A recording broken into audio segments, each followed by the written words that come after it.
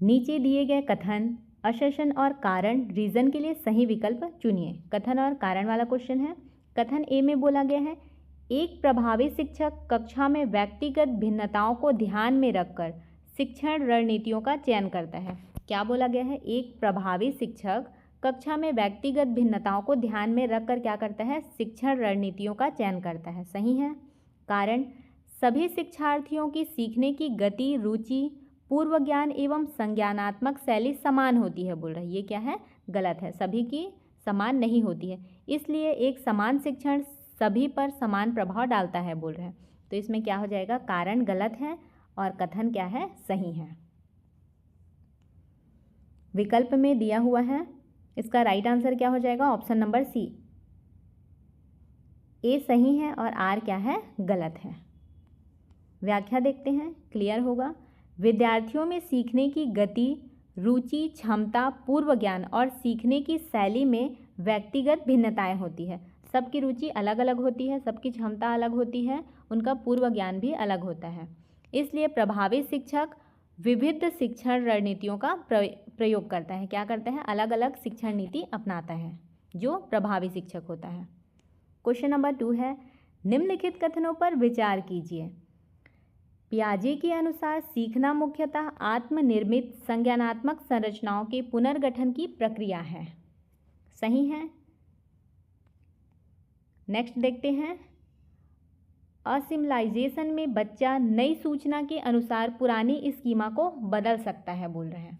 ये क्या है? ये गलत है।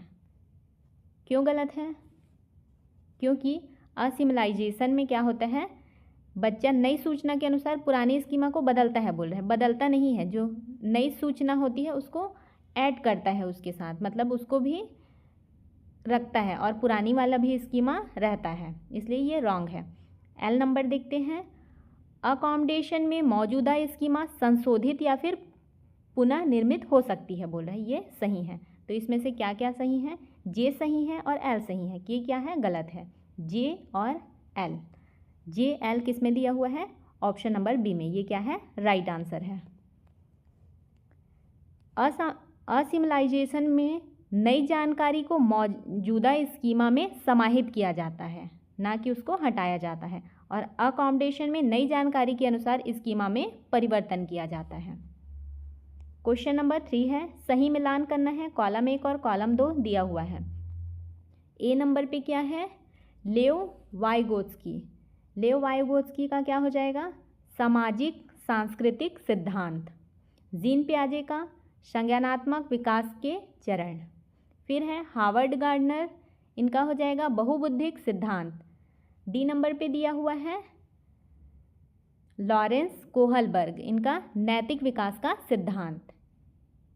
ए का 1, बी का 2, सी का 3 और डी का 4। A1, B2, C3 और D4 ऑप्शन नंबर ए में दिया हुआ है। ये क्या है? राइट आंसर है।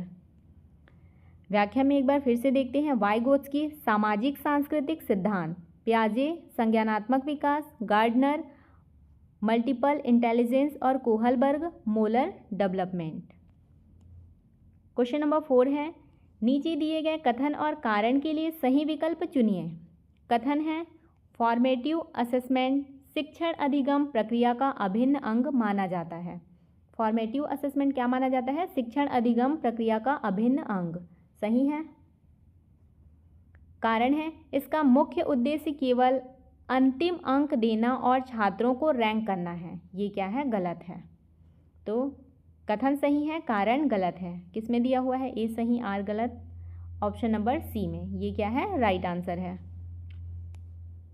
फॉर्मेटिव असेसमेंट का उद्देश्य सीखने के दौरान विद्यार्थियों को कठिनाइयों को पहचानना और तत्काल सुधारात्मक फीडबैक देना है। केवल अंतिम अंक देना इसका उद्देश्य नहीं है। क्वेश्चन नंबर 5 है, एक छात्र गणितीय समस्याएं शीघ्र हल कर लेता है लेकिन भाषाई अभिव्यक्ति में कमजोर है। हावर्ड गार्डनर के बहुउद्देशीय सिद्धांत के अनुसार उसमें प्रमुखतः कौन सी बुद्धि अधिक विकसित है बोल रहा है। तो ऑप्शन देखते हैं, भाषाई बुद्धि, तार्किक गणितीय बुद्धि, शारीरिक गतिबोधक बुद्धि और अंतर्वैयक्तिक बुद्धि। तो इसमें से कौन सा सही है? तार्किक, क्योंकि गणितीय, तार्किक गणितीय बुद्धि, क्योंकि वो क्या कर रहे हैं, गणित को सॉल्व कर रहे हैं। यहाँ पे दिया हुआ है एक छात्र है जो गणितीय समस्याएं शीघ्र हल कर लेता है लेकिन भाषाई अभिव्यक्ति में कमजोर है। तो राइट आंसर हो जाएगा तार्किक गणितीय बुद्धि। तार्किक गणितीय बुद्धि में तर्क, गणना, समस्या समाधान और तार्किक संबंधों को समझने की क्षमता प्रमुख होती है। क्वेश्चन नंबर 6 है, निम्न कथनों पर विचार कीजिए। मोटिवेशन बाह्य एवं आंतरिक दोनों प्रकार की हो सकती है, सही है। के नंबर पे दिया हुआ है, इंट्रिंसिक मोटिवेशन में कार्य केवल पुरस्कार प्राप्त करने हेतु किया जाता है, गलत है। एल नंबर पे दिया हुआ है, अत्यधिक दंडात्मक वातावरण सीखने को बाधित कर सकता है, सही है। अत्यधिक दंड देने से क्या हो सकता है, सीखने में बाधा आ सकती है। तो इसमें से कौन कौन सा सही है, जे और एल सही है। राइट आंसर है ऑप्शन नंबर बी, केवल जे और एल। व्याख्या में दिया हुआ है, इंट्रिंसिक मोटिवेशन भीतर से उत्पन्न होती है, जैसे कि रुचि या फिर संतुष्टि। पुरस्कार प्राप्त करना क्या है, एक्सट्रिंसिक मोटिवेशन है। एक्सट्रिंसिक मोटिवेशन का क्या है, उदाहरण है। क्वेश्चन नंबर 7 है, नीचे दिए गए कथन और कारण के लिए सही विकल्प चुनिए। कथन में बोला गया है, समावेशी शिक्षा, इंक्लूसिव एजुकेशन सभी बच्चों के लिए समान सीखने के अवसर सुनिश्चित करने का प्रयास करती है। क्या बोला गया है, समावेशी शिक्षा है वो सभी बच्चों के लिए समान सीखने का अवसर सुनिश्चित करने का प्रयास करती है, बोल रहे हैं। इंक्लूसिव एजुकेशन सही है। कारण देखते हैं, कारण में बोला गया है, समावेशी शिक्षा में विशेष आवश्यकता वाले बच्चों को सामान्य कक्षा से अलग रखना सर्वोच्चतम माना जाता है, बोल रहे हैं। ये क्या है, गलत है, जबकि समावेशी शिक्षा में सभी बच्चों को समान अवसर दिया जाता है। राइट आंसर है इसका ऑप्शन नंबर सी, ए सही है, आर क्या है, गलत है। इंक्लूसिव एजुकेशन का उद्देश्य क्या है, विशेष आवश्यकता वाले बच्चों को, बच्चों सहित सभी बच्चों को एक साथ सीखने का अवसर देना, ये है इंक्लूसिव एजुकेशन, समावेशी शिक्षा। क्वेश्चन नंबर 8 है, Bloom's revised taxonomy, Bloom's revised taxonomy में उच्च से निम्न क्रम कौन सा है, बोल रहे हैं। उच्च से निम्न क्रम, तो पहले सबसे पहले नंबर पे आएगा क्रिएट, उसके बाद आएगा इवैल्यूएट आएगा, ये सेकंड नंबर पे। फिर है एनालाइज थर्ड नंबर पे आएगा, उसके बाद अप्लाई फोर्थ नंबर, फिर फिफ्थ नंबर में अंडरस्टैंड और लास्ट में आ जाएगा रिमेंबर 6 नंबर पे। तो ये जो दिया हुआ है ये क्या है, सही क्रम है।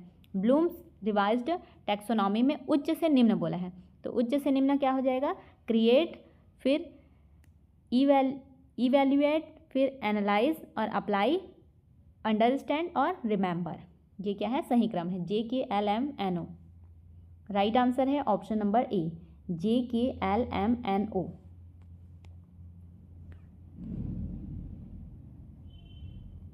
रिवाइज्ड ब्लूम्स टैक्सोनॉमी का क्रम फिर से एक बार देखते हैं, create, evaluate, analyse, apply, understand और लास्ट में क्या आ जाएगा, रिमेंबर। क्वेश्चन नंबर 9 है, यदि एक शिक्षक बार बार सकारात्मक रीइंफोर्समेंट लेकर छात्र के वांछित व्यवहार को बढ़ाता है तो यह किस सिद्धांत का उदाहरण है। किस सिद्धांत का उदाहरण है, शास्त्रीय अनुबंधन, क्रियात्मक अनुबंधन, अंतर्दृष्टि अधिगम या फिर प्रयास एवं त्रुटि अधिगम। राइट आंसर है ऑप्शन नंबर बी, क्रियात्मक अनुबंधन। क्या हो जाएगा, क्रियात्मक अनुबंधन। यदि एक शिक्षक क्या करता है, बार बार सकारात्मक रीइंफोर्समेंट देकर छात्र के वांछित व्यवहार को बढ़ाता है तो यह किस सिद्धांत का उदाहरण है, क्रियात्मक अनुबंधन। BF स्किनर के ऑरिएंटेड कंडीशनिंग में रीइंफोर्समेंट द्वारा व्यवहार की क्या होती है, आवृत्ति बढ़ाई या घटाई जाती है। क्वेश्चन नंबर 10 है, नीचे दिए गए कथन और कारण के लिए सही विकल्प चुनिए। कथन है, सृजनात्मकता केवल उच्च IQ वाले विद्यार्थियों में पाई जाती है, बोल रहे हैं। ये क्या है, गलत है। कारण, सृजनात्मकता में मौलिकता, प्रवाह एवं लचीलापन जैसे गुण शामिल हैं, कारण सही है।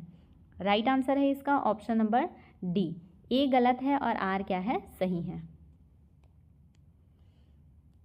क्रिएटिविटी केवल उच्च आईक्यू तक सीमित नहीं है, इसमें क्या होती है, ओरिजिनलिटी, फ्लुएंसी और फ्लेक्सिबिलिटी जैसे गुण शामिल होते हैं। क्वेश्चन नंबर 11 है, नीचे दिए गए कथन और कारण के लिए सही विकल्प चुनना है। कथन में क्या बोला गया है, सीखना अनुभव एवं अभ्यास से उत्पन्न अपेक्षाकृत स्थायी व्यवहार परिवर्तन है। सही है, सीखना अनुभव एवं अभ्यास से उत्पन्न अपेक्षाकृत स्थायी व्यवहार होता है।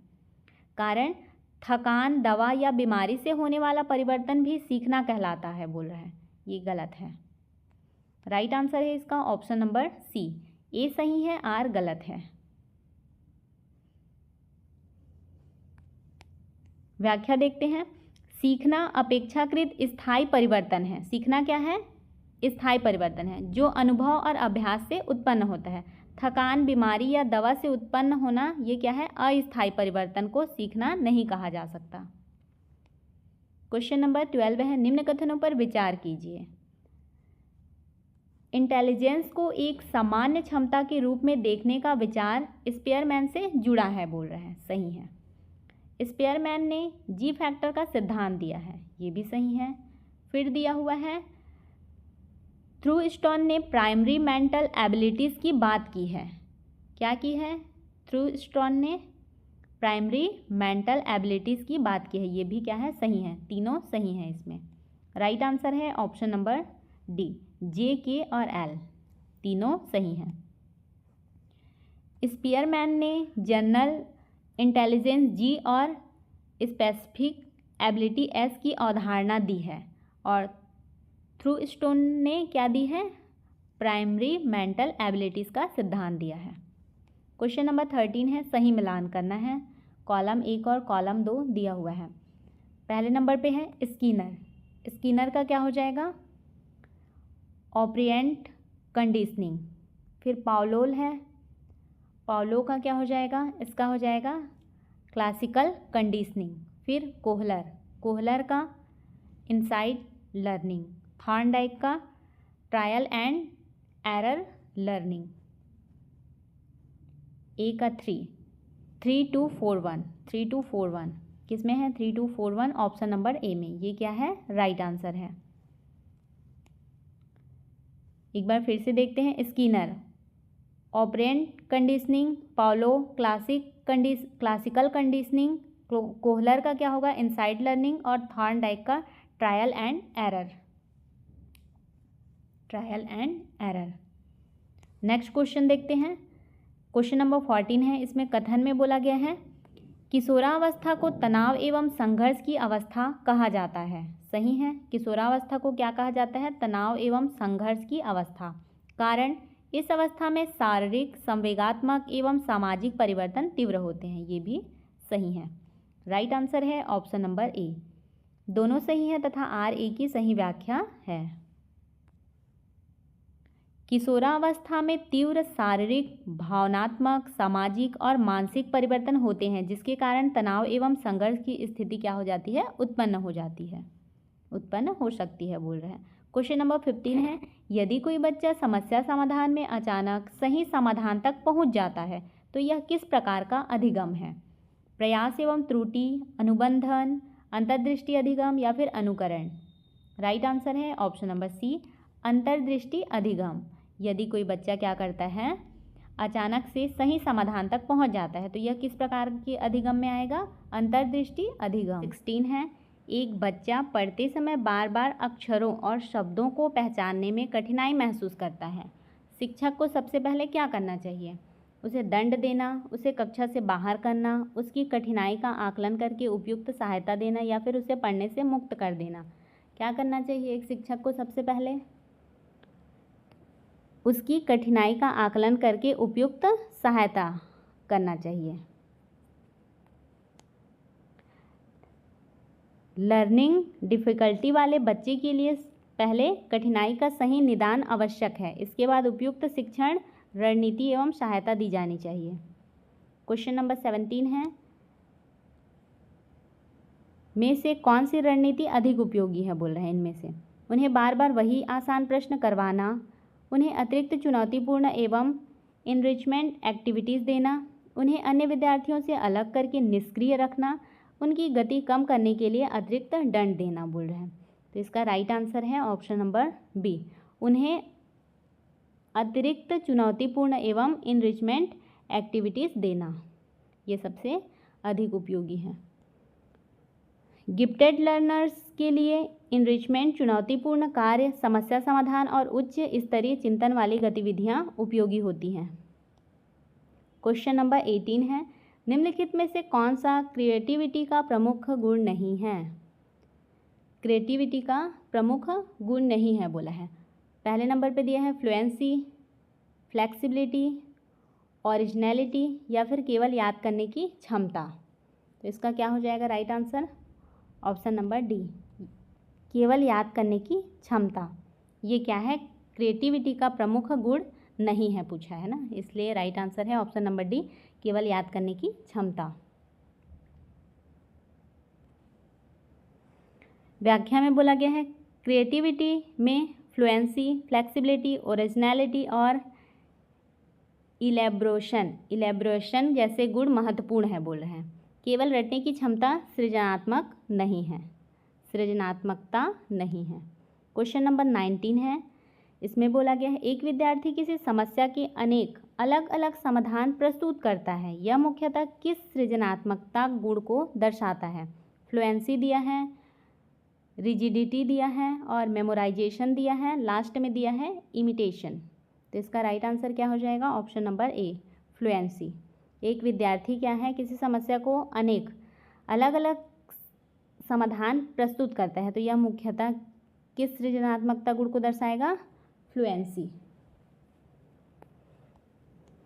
किसी समस्या के लिए अनेक विचार या समाधान उत्पन्न करने की क्षमता को फ्लुएंसी कहते हैं। क्वेश्चन नंबर 20 है, यदि शिक्षक किसी विद्यार्थी के सही व्यवहार के बाद उसे प्रशंसा देता है और वह व्यवहार भविष्य में बढ़ जाता है, तो यह किसका उदाहरण है? Classical conditioning, operant conditioning, inside learning या फिर कॉग्निटिव डेवलपमेंट? राइट आंसर है option number B, operant conditioning. क्या है ये? ऑपरेंट कंडीशनिंग का उदाहरण है। स्कीनर के अनुसार रीइंफोर्समेंट के माध्यम से व्यवहार की संभावना बढ़ाई जा सकती है, यह ऑपरेंट कंडीशनिंग है। क्वेश्चन नंबर 21 है, पावलोव का प्रयोग मुख्यतः किस प्रकार के अधिगम से संबंधित है? Operant conditioning, classical conditioning, insight learning या फिर डिस्कवरी लर्निंग? राइट आंसर है option number B, classical conditioning. Pavlov का प्रयोग मुख्यतः किस प्रकार के अधिगम से संबंधित है? क्लासिकल कंडीशनिंग से। पावलोव ने कुत्तों पर किए प्रयोग के माध्यम से क्लासिकल कंडीशनिंग की अवधारणा प्रस्तुत की। क्वेश्चन नंबर 22 है, थॉर्नडाइक के अधिगम सिद्धांत का प्रमुख आधार क्या था? Insight, trial and error, social interaction या फिर मॉरल रीजनिंग? राइट आंसर है option number B, trial and error. Thorndike के अधिगम सिद्धांत का प्रमुख आधार क्या था? Trial and error. थॉर्नडाइक ने ट्रायल एंड एरर लर्निंग तथा इसके साथ लॉ ऑफ इफेक्ट आदि नियमों की चर्चा की है। क्वेश्चन नंबर 23 है, यदि कोई बच्चा समस्या के विभिन्न तत्वों के बीच संबंध को अचानक समझकर समाधान प्राप्त कर लेता है, तो यह किस प्रकार का अधिगम है? Trial and error, classical conditioning, inside learning या फिर ऑपरेंट कंडीशनिंग? राइट आंसर है option number C, inside learning. बच्चा क्या कर रहे हैं? विभिन्न तत्वों के बीच में अचानक से समझकर उसको सॉल्व कर रहे हैं, तो यह किस प्रकार का अधिगम कहलाता है? Inside learning. कोहलर के अनुसार समस्या के समाधान का अचानक बोध होना इनसाइड लर्निंग है। क्वेश्चन नंबर 24 है, ब्लूम्स रिवाइज्ड टैक्सोनॉमी में निम्न में से कौन सा उच्चतम संज्ञानात्मक स्तर है? रिमेंबर, अंडरस्टैंड, इवैल्यूएट या फिर क्रिएट? राइट आंसर है option number D, create. Bloom's revised taxonomy में निम्न में से कौन सा उच्चतम बोला है? उच्चतम संज्ञानात्मक स्तर है, तो क्रिएट क्या है? सबसे उच्चतम है।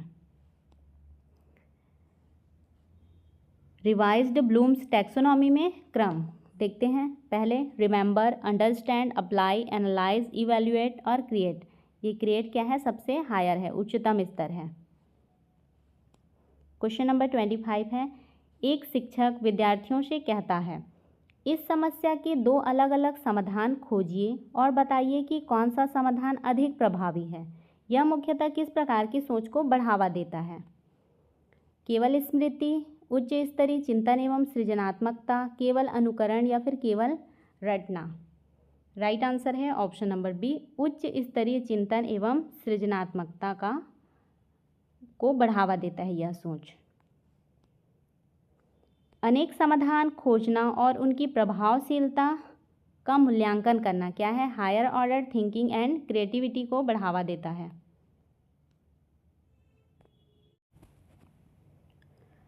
क्वेश्चन नंबर 26 है, निम्नलिखित कथनों पर विचार कीजिए। सीखना एक सामाजिक प्रक्रिया भी हो सकता है, बोल रहे हैं, सही है। बच्चे दूसरों के साथ बातचीत करके भी सीखते हैं, सही है। सीखना हमेशा सामाजिक परिवेश से स्वतंत्र होता है, बोल रहे हैं, ये रॉन्ग है। राइट आंसर है जे और के। किसमें दिया हुआ है? ऑप्शन नंबर बी में, केवल जे और के। वाइगोत्स्की के सामाजिक सांस्कृतिक दृष्टिकोण के अनुसार सीखने में सामाजिक अंतःक्रिया और सांस्कृतिक संदर्भ महत्वपूर्ण भूमिका निभाते हैं। क्वेश्चन नंबर 27 है, एक शिक्षक विद्यार्थियों को स्वयं प्रश्न बनाने, अनुमान लगाने, प्रयोग करने और परिणामों के आधार पर निष्कर्ष निकालने का अवसर देता है। यह किस दृष्टिकोण से सबसे अधिक संबंधित है? रटने पर आधारित शिक्षण, वैज्ञानिक अन्वेषण एवं सक्रिय अधिगम, केवल लेक्चर मेथड या फिर केवल अनुकरण।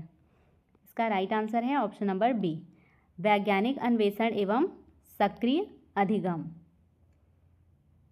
राइट आंसर है ऑप्शन नंबर बी।